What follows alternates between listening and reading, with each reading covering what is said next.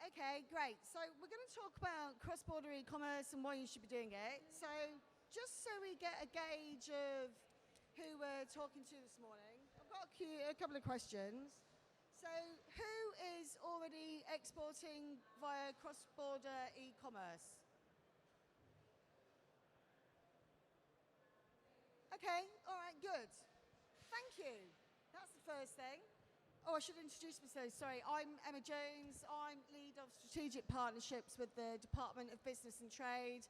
And by the way, we're here to help you, so come and talk to me after, and I'll tell you how we can help you. Right, okay. Who's selling via marketplaces? Okay, and who's selling via your own website overseas? Ooh, okay, good number. Okay. Oh, I'm an SEO nerd as well. So if you want to talk about SEO, I've also got a deal with SEMrush. I've got a discount off them, so come to me. And then who's selling via socials? Bearing in mind that we've got Meta here, so say yeah. Who's selling via socials? You're not selling via socials. Ya haram. Okay, right. I'm going to give you some stats on why you should be selling on your socials. I need my phone. Did you know that we spend the ages of from 16 to 24, the average hours a day on the internet, 7 to 7.42 hours a day on the internet. When you get a little bit older, it goes down to 7 to 7.04. And then even over 55, that's over 5 hours a day. And you're not accessing the internet that many times via a laptop, and you're often on social media, which is 1.38 to 3.1 hours a day on social media. That's how much we're on socials. And Ralph's going to love this. Facebook and WhatsApp and IG are in the top 4 users. And then we've got YouTube. That's why we've got Jen from Google. Right? So, honestly, you need to be selling on your socials. And like IG, by the way, markets like South Korea, that Deepak's going to tell you more about, is the same kind of usage across the world. So don't underestimate your IG platform. So just some stats there for you, planting some seeds. And then, right, and now we'll go to the panel. So, Jem, I've told you I'm an SEO nerd, right? Google's been telling us since 2013, mobile first. Thank you, Google. So what are the trends that you see globally, Jen? And do you have any tools that can help these people adopt to markets? Yeah, good morning, everyone. It's so nice to be here with you, and thank you for the question, Emma. It's really inspirational to see how many of you all are already online and doing this kind of work. Before we get into kind of some of the Google-specific things, I would like to say that in addition to being a mobile-first company, Google is an AI-first company right now. And the reason for that is we've been developing a lot of technologies in that space for many, many years, and the moment has finally arrived where people are really starting to understand the potential of these technologies. We recently partnered to do a study on the impact here in the UK of AI. It's estimated that just this year, AI could generate $118 billion of economic activity. And by 2030, that number will be $400 billion. The exciting thing sitting here is that a lot of that money hopefully will be flowing into companies that are sitting here right now. These tools have tremendous power to help you juice up your sales, be able to meet your customers where they are, and be able to really grow and expand your businesses, including in other markets. And so we're really excited for the opportunity to be here today and talk to you a little bit more about what we're doing. Very quickly, we kind of see this as operating in 3 different buckets. First, there's the stuff your customers see. Whereas a few years ago, maybe 10 years ago, someone would go online and say, I want a black dress, and they would get kind of an assortment of different styles, things totally out of line for what they were looking for. Now you can go in and say, I want a black dress for a garden party in the spring. And all of a sudden, the things that come up are very tailored to that specific need. That's AI. In addition to these tools that will help you and the customer have a better experience, there's also back-end tools that Google provides that will help you guys generate those types of results and have your customers find what they're looking for. Our algorithms now are really enhanced by AI to help meet the customer and the seller in a very precise way. And it's really exciting and something that I'm sure you all would love to learn more about. And then lastly, there's the generative AI piece, which has been getting a lot of attention recently. Generative AI is ChatGPT, it's Google's Bard tool. These types of solutions will sit on your customer interface, and when someone's like, wait a second, I don't quite like this, you'll be able to ask a question and have the technology drill further and more specifically into what your customer is looking for. All of this stuff sounds rather daunting, but through Google's Merchant Center, we actually provide a lot of kind of the starting parts of this technology for free. And so a lot of businesses could get started today if they're not already by just going online, putting things up onto our programming tool, and then making bespoke options for your business. And so much excitement, so much specificity that's coming into the system, and so much ability to tailor what you have to what the customer is looking for. Thanks, Jen. Assuming, obviously, that everyone's got a Google Merchant Shopper account, right? If not, go and set one up. And also, then, right, another company you might have heard of, Meta. Okay, we have Ralph Aoun here today, who is their Global Marketing Manager. Ralph, Meta's big into AI as well, aren't they? What's happening in that space with you guys? Hi, Emma. So first of all, thanks for hosting us. It's beautiful to see AI having such an interesting and exciting moment. But many of you have already been using AI for quite a long time in the industry. Even back in the days of newsfeed on Facebook, the way the newsfeed algorithm works uses AI and machine learning. It uses it to rank ads, it uses it to do moderation, it uses it to help with social discovery and product discovery. So that being said, recently we've been investing increasingly in AI to help businesses expand locally and globally and get better performance on the platforms. So let's focus a bit more on that. How are businesses using AI for cross-border business specifically? Some businesses are relying on it to be able to serve the right ad to the right people. And this is quite interesting because although AI and machine learning works similarly in local markets and global markets, but when you group a big geographical area, many markets together, you give AI more flexibility to go and find the right leads and go and find the right shoppers. So this is why AI is even more powerful when you use it in a sense, in the targeting sense to find the right leads. Another way AI and machine learning is being used on Meta is by serving the right language to the right person. So you can upload or create ads in up to 48 languages, and the AI system will know and understand what are the languages preferred by certain users, whether it's within the same market or in a new market you're expanding to, and it will go and serve them the right language based on their preferences.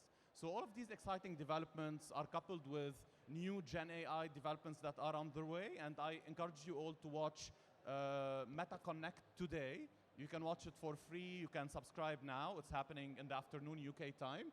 And there will be many major announcements coming up, both in the world of AI, VR, AR, and other innovations that we're building. That's very exciting, actually. Thanks for that, Ralph. Yeah, and also thanks for mentioning, so we're here to talk about cross-border, okay? So we're talking about consumer habits, how to reach them. Mobile, okay, is number one. And localization, it's something we talk a lot about at the Department for Business and Trade.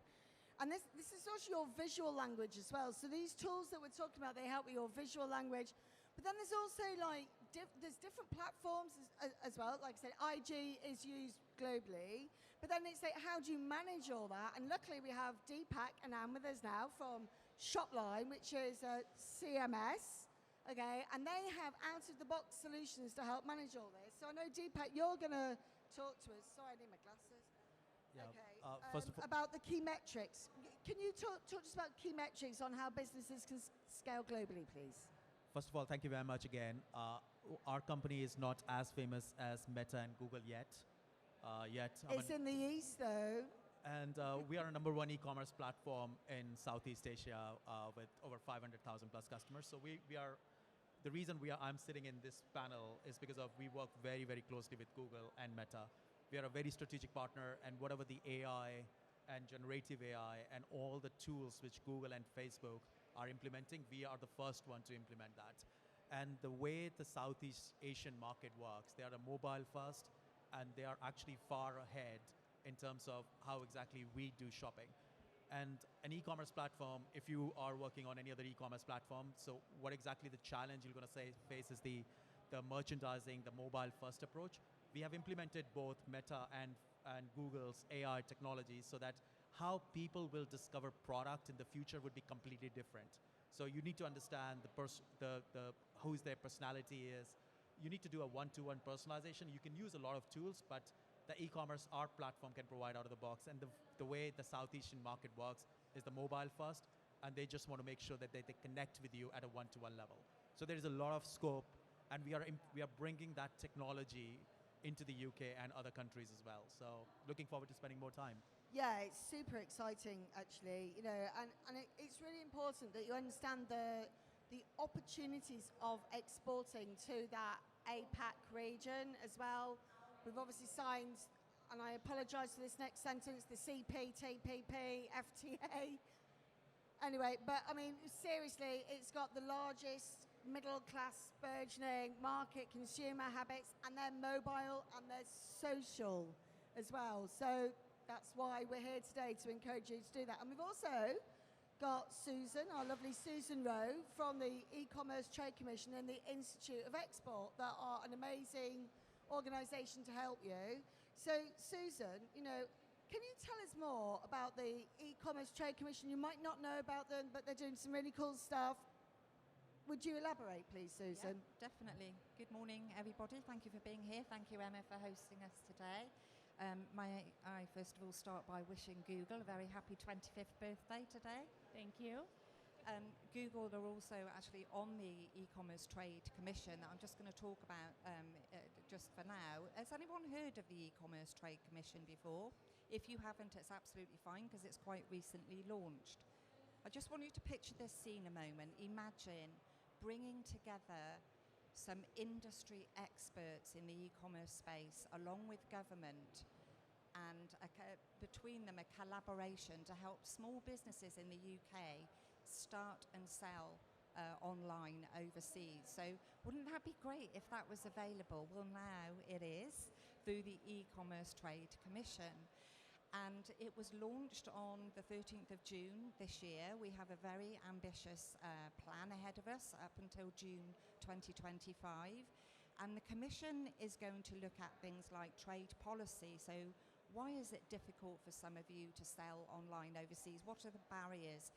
We're going to try and overcome some of those barriers for you. We are also going to have evidence sessions in the devolved nations and around the country, so please watch out for those, because that will give you an opportunity to say what you're experiencing, what barriers that you're experiencing.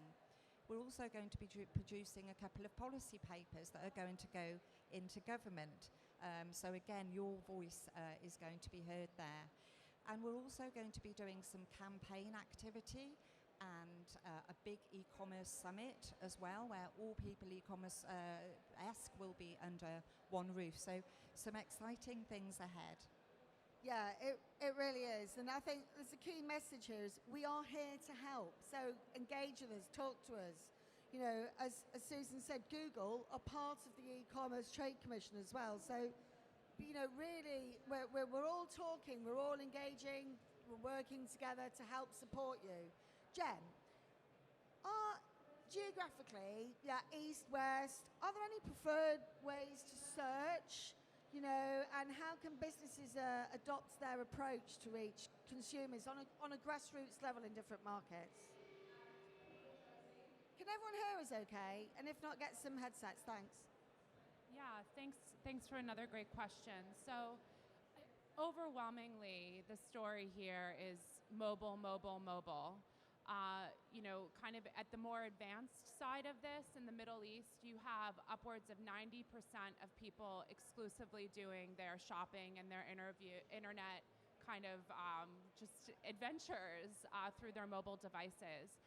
A really interesting statistic that I found in the last couple years is that in India, 2/3 of the searches that we see on YouTube are not for entertainment. They're for practical things like looking for certain items that people want to purchase. And so overwhelmingly abroad, people are looking for information on things they're looking to purchase in what used to be thought of as unconventional channels, but are now the conventional channels, particularly for young people. In places like the US where maybe mobile is lagging a little bit further behind, the statistics with the youth and the younger people mirror what we're talking about in the Middle East and India and other places. And so in markets really central to the UK and its export ability, mobile is essential. There's just no doubt about it. And meeting people where they are with more unconventional marketing campaigns is really, really important in the modern e-commerce economy. Thanks, Jen. So South Korea, for example, a market I'm quite passionate about, 90% connectivity, something like an 84%, their shopping is crazy statistics. Most of that is on when they're on the move, because it's such a big city, on public transport, on their mobiles, and IG. So, Insta, digital advertising, it's only part of the journey, obviously. So, but how can Meta help with businesses prepare for offline infrastructure as well to maximize their chances of their online success? Okay, so I'm going to give quite a practical, hands-on answer to this one so that we can help the most.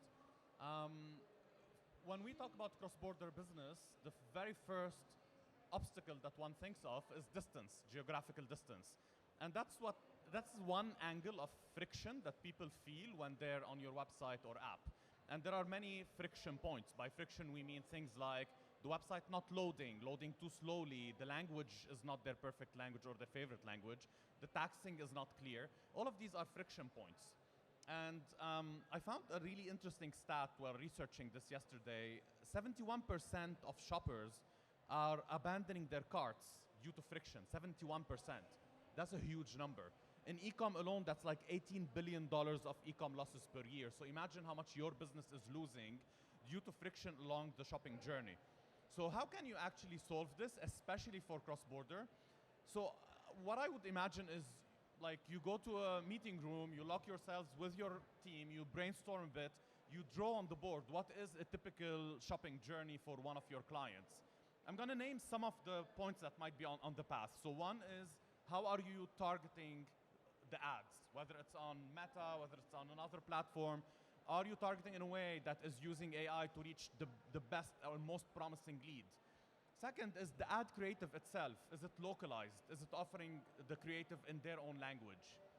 3, the web or app that you own, is it localized? And that, when you say localized, it's not just the language. It's from welcome to checkout. The whole path should be based on their preferred language and preferred shopping behavior. Payments. Are you offering payments the way the local country prefers? I'm going to give you an example. When my company, before joining Meta, my company was expanding to one of the countries in Africa, to Nigeria specifically, and I learned that payment by SMS back then was still a huge thing. So I didn't know this. I assumed that it was online payments. So make sure you do your research and you offer those localized methods. Currencies and taxation. Are we offering really clear, frictionless journey through taxation in a way where people know what they're going to pay before they actually get the product at home? So all of these are steps, but there are dozens other steps that you might think about based on your own vertical or your own product. One last recommendation other than doing this is reach out to our global expansion partners. You can find them on our website. Shopline is one of them. We have other partners we see globally here. But there's a list on Meta's website you can reach out to, talk to them, and not only can they help you achieve this frictionless path, both online and offline, but they can also help you scale this journey to dozens of countries instead of doing it maybe one country at a time. And so does the Department of Business and Trade as well, actually. So, by the way, we've got a discount with Globally and Deepak too. So do reach out for help. But actually, as Ralph said, localization is so key. What's your service strategy? What's your URL strategy? You know, what's your... You've got to think about these things. The payments as well. You know, 71% frictional... I mean, that's just ridiculous because you haven't thought about that last mile. So, you know, Deepak, we know, okay, Shopline, you know, what are you seeing as the biggest impacts and the opportunities for Western brands now to reach the East? First of all, I mean, it's a really great insight. So we have 500,000 brands on a platform. It's absolutely correct that approximately 78% we have seen that checkout abandonment happen because of you don't provide right taxes. Pricing, multi-currency pricing is not enabled, multi-language is not enabled on the platform, and then the payments is the critical one, right? If you don't offer the right payment solutions, you just think that you're just wasting a lot of money. Out of the box, right? Yeah, and the key one is that there are so many, I mean, you can come to our stand and see that you can, we are working with a number of brands, luxury brand, I can't take the name, they might be here, and they are actually, we're taking them to Southeast Asia, and the first thing, they spend millions of dollars in launching their website, but they don't even understand that market. So one of the brands is spending like 2 million just in Southeast Asia in five markets. But the problem which they're facing is that they don't understand the customer journey. And the way the South Asian brands or the people shop versus the way we shop is completely different. Mobile first, completely. The one thing is that if you go to Harrods or Selfridges, you'll see a lot of people, South Asian people walking there with a luxury handbags. And the way they sell, before they walk out of Harrods store, they've already sold the bag, because they use the power of live shopping, which we don't even use, right? So I was really surprised when I saw that, went and experienced it myself, that they use the platform like ourselves. They just already have 2 million or a couple of hundred people looking at live shopping. And the moment they step out, the Burberry bag has been sold. Someone has bought it in China. So this is how the live shopping they're experiencing in the UK, right? But at the same time, what we talk about the localization, the part of AI, the one-to-one personalization, and I think it should not be more complex because we have technologies, we have partners like Google and Meta. They are so advanced in terms of the future of commerce and future of what exactly. The people, how they're going to discover products going forward would be completely different. And the cross-border should not be complex. It should be simple because everything is available now. The partners are there, the technologies are there, and it should be so seamless so that you'll not be losing 78% of the traffic. Thanks, Deepak. I think an important message to you is it's not about you, not to be rude, but you've got to think like you're the target market that you're trying to reach. It's about their psychology, their preferences. You've got to reach them on their what they prefer and their level. So, Susan, last question to you is, so exactly like the e-commerce trade commission, how are you going to be able to support smaller businesses, please? Wow, that's a good question. It's a big question, huge question. Do you mind if I just touch on what Ralph and Deepak were saying there? Not because at all. that is so interesting. So as you were talking now, I was thinking for me as a consumer, but also as a former language and cultural advisor and website optimizer. Okay, so all these thoughts were going through my mind. First of all, as a consumer, I'm definitely one of those 71%. If I don't get a frictionless experience from the get-go, I'm gone. And from the localization angle, for businesses trying to reach overseas markets, that is so, so important because there's something like 76%, particularly of Europeans, that want to search in their own language and want to buy in their own language. And why wouldn't they? Why shouldn't they? So yeah, definitely take those tips on board. So back to the e-commerce trade commission, and once again my chair's swiveling, so I'm just going to move back. It has a mind of its own. I mentioned before about the evidence sessions that are going to take place around the UK. One thing that we also are going to be doing, and this is something that's going to be happening over the next 2 years, and I would like you to be really, really honest with me. There is a lot of information out there to help you start and grow your cross-border sales. But how many times have you looked for that information and it's spread all over the place? It's there, but wouldn't it be great if it was all pulled under one virtual roof with physical touch points where you could go and actually get face-to-face help as well? And this is something we were talking with DBT about. So that is one of the main things that we're going to do for small businesses. So again, watch this space, watch that journey as we continue with Google that. it. Pardon? Google it. You'll have your SEO Or sorted, Google right? it, So yeah. they can find it. Or on your socials, of Course, yeah. So I'll leave it there because I don't want to throw loads at you, but we are doing quite a lot. So I'll invite you to follow the e-commerce Trade Commission LinkedIn page. It's the only one in the world. In fact, it's the first of its kind in the UK because it's industry-led. So follow that page and keep up to date with what we're doing. Thanks. So look, I think what's really important for you to understand is there is a lot of free help for you. You know, reach out to us. So as DBT, the Department for Business and Trade, we have digital trade advisors that can do website audits for you, help you find keywords, help you decide which are the next low-hanging fruit markets that you should be exporting to. We have people that can help with social strategy, you know, and this is all free for you. And obviously, we're working with best-in-class providers as well to help also upskill you for free because we are here to help.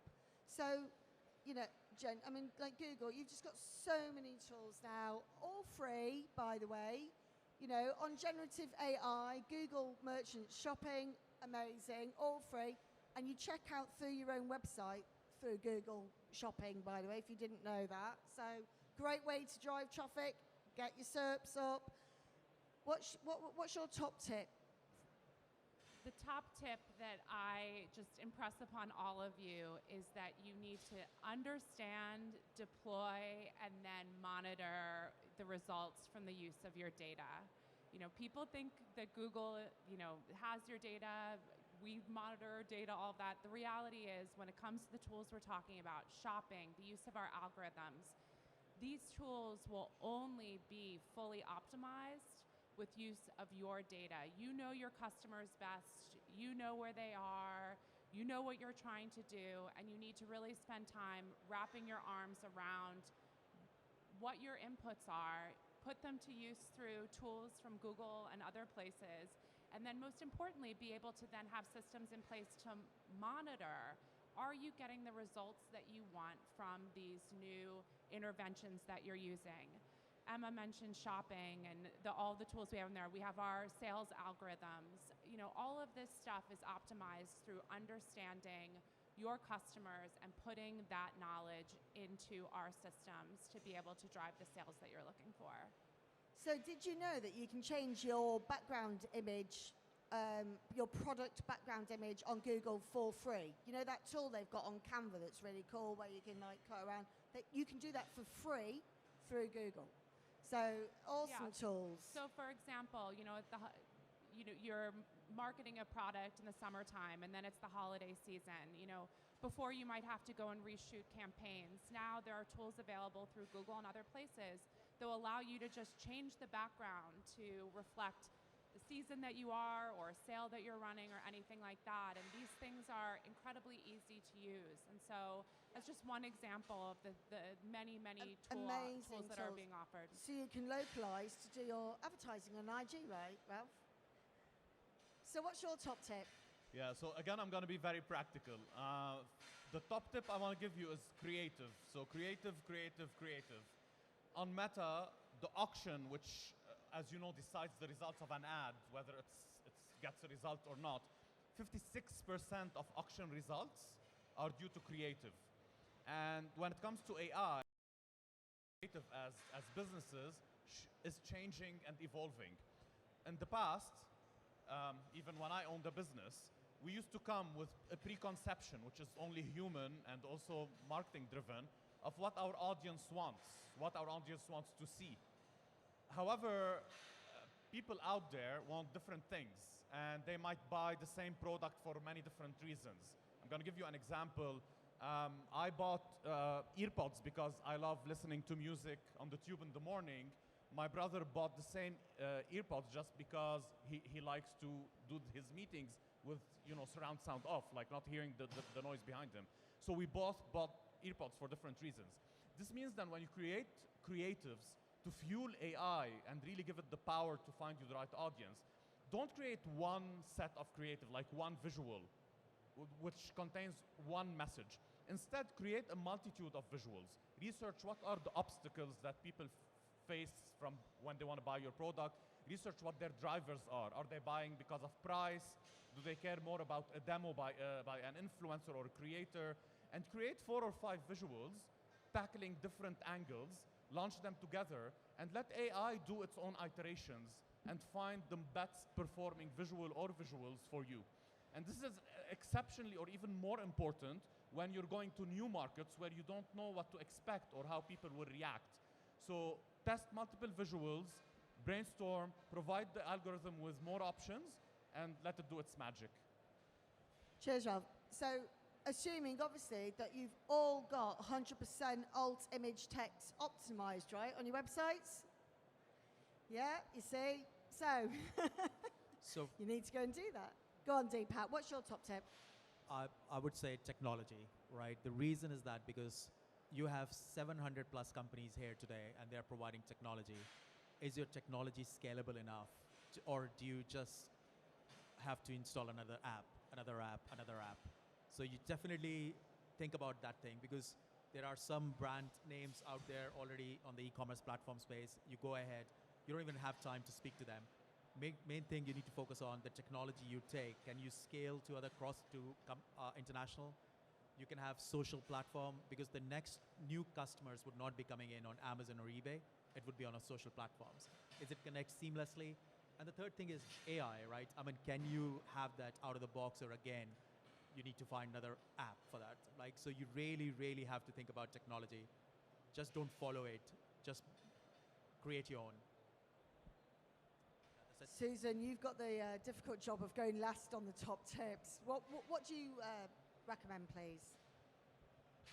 I'm going to give my 2 words that I always give, and these are daunting but doable. Now, for those of you who are already selling cross-border, you'll know what I mean. You've got to find your customers. You have to localize your marketing efforts. Once you get that sale, you've then got to get those goods across customs borders. What a headache that can be. And then once the goods are actually in the market, you've then got to get them on the shelves, so to speak. That can also be quite challenging with regulations and compliance in different countries. So you'll know what I mean, those of you who are doing it. But for those who aren't and are about to start that journey, please don't let that put you off. There is some excellent support out there. Look at these guys, and there's also some excellent things going on in the tech space as well. So daunting, but definitely doable, and just take that step. Thank you all. So if I just want to ask as well, how many of you have an international trade advisor? Okay, 1. Okay, so thank you for that. And can I, sorry to single you out, but I mean, do you work with them quite regularly, and are they, this is a free service from the government, right? And these are professional people from a commercial background. They've been sales directors or marketing, and they will help you, okay, sell more overseas through cross-border e-commerce. Like I said, we have got digital trade advisors. They will do a website audit for free for you, and they will tell you which of your images haven't got the alt text, which are the keywords that you need to be, they will do, that you need to put into your metadata on the back end of your website. They will tell you what your competitors are doing, okay, and they will tell you which markets they're selling in as well, and which markets to go to, because we use a tool called SEMrush. I don't know if you know SEMrush. So I lead on partnerships for e-commerce, for DBT. I have a discount for SEMrush, so you come to me, I'll tell you how to do that.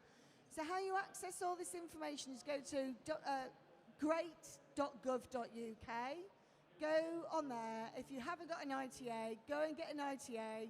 They will plug you into a digital trade advisor. And like I said, it's free, right? You're paying your taxes, get it back. So, yeah, so there you go. So we're around. If you've got any questions, come up, ask us. We're around all day. And, yeah, I think anyone else wants to say anything to finalise? Or I just want to say thank you. Yeah, just thank you. I just want to say that because of all of these technologies and all of the support that everyone's getting now, it's become so much more accessible for businesses of all sizes to do this. So don't be afraid. As you were saying, daunting but doable. Daunting but doable. So yeah, thanks everybody. Thanks to my amazing panel, and I'm sure you'll all join me in thanking today. Thank you. Thank you very much. Thank you.